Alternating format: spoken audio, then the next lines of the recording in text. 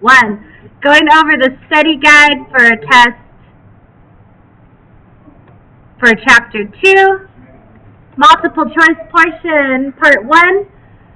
The student newspaper runs a weekly question that readers can answer online or by campus mail. One question was, do you think college is doing enough to provide student parking? Of the 136 who responded, 79% said no. The number 79% is the statistic. That is the number. Remember, statistic and sample go together. So if it's the number for the sample, that's the statistic. Number 2, the poll in the previous problem does not give a trustworthy estimate of student opinion because of bias due to relying on voluntary response. If you want to read a little more about that, you can read page 65 in your textbook. I think that was the story about calling into the newspaper. When we say that the newspaper poll is biased, we mean that repeated polls would miss the truth about the population in the same direction. On page 89, thank you, Gabby, there is the picture of all the targets, and you can review the difference between bias and validity. All right, where are we? Question 4. You want to take an SRS of 50 of the 816 students who live in a college dormitory. You label the students 001 to 816 in alphabetical order. In the table of random digits, you read the entries. All right, so you set them up into groups of 3. Oh, sorry, I just made that unreadable. But once you do that, you realize that the first 3 numbers you're going to get are D461, 214, and 718. If this confuses you, please read the example 2.3 on page 70 of your textbook. Question 5, in a table of random digits, each pair of digits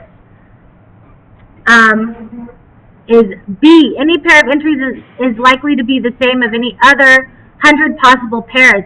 You can read random digits on page 70. There is a bunch of bullet points and a definition that will give you this answer. Question 6, you take an SRS of 500 from the 37,000 students at Purdue University. You then take an SRS of 500 from the 4,400,000 adults in the state of Indiana. The margin of error in a 95% confidence statement for the Indiana sample is about the same as the Purdue sample because both are samples of size 500. If you remember, on page 93, the margin of error the formula only uses the sample size. So because even though they're different sizes of population, because the sample size is the same, you're going to get the same margin of error. Are there any questions on this first page I didn't explain well enough?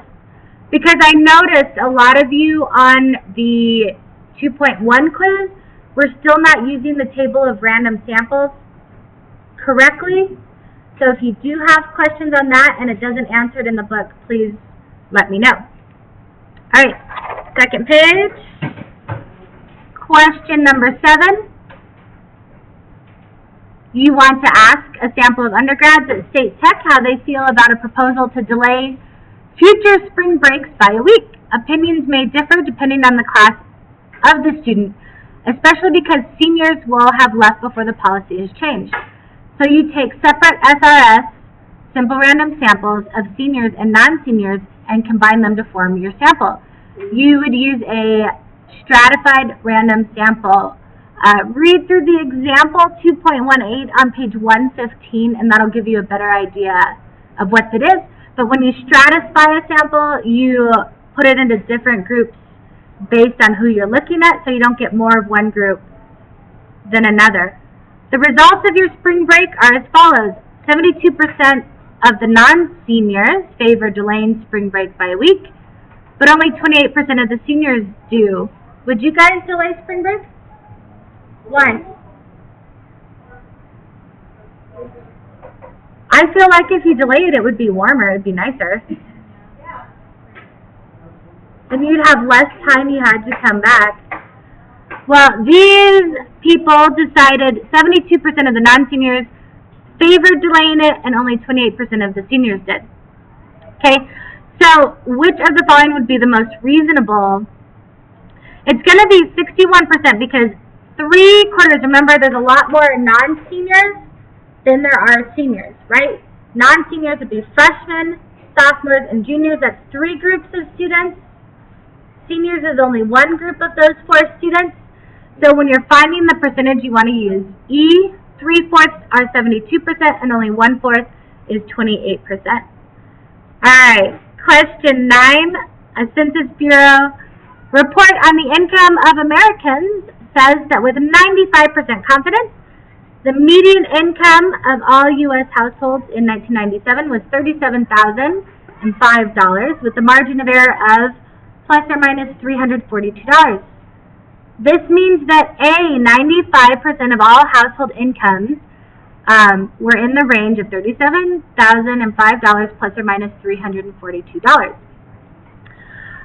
B says, even though it's not correct, it can be tricky. It says we can be sure that the median income is that, but that is not correct because you can't be positive or certain of anything when you are using statistics. Okay, and that's one of those bullet points on page 96.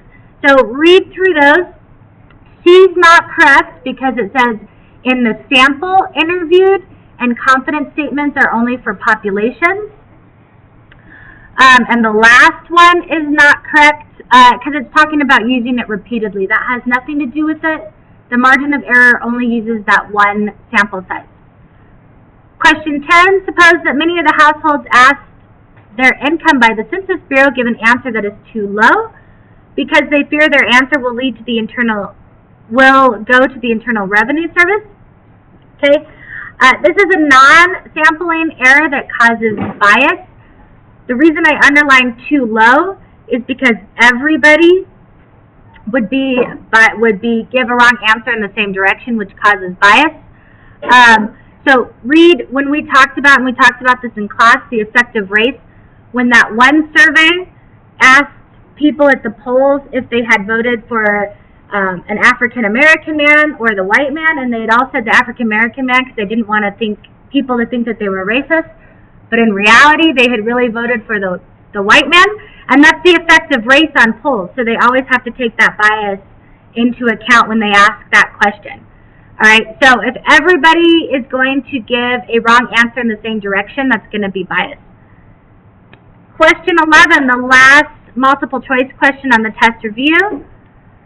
The use of randomization in the sampling procedure will enable a pollster to do each of the following except. Randomization always reduces bias. You can use that sample to create a margin of error. Those are both true. Eliminating random sampling error, that is the one that's not true. And if you look at it, if the error is random sampling, then the randomization is something that's not going to help. Okay, you can read about that on page 105, and that's why we use the margin of error, is to take into account the random sampling error. Please reread those points in the books if you have any questions, or come see me before the test.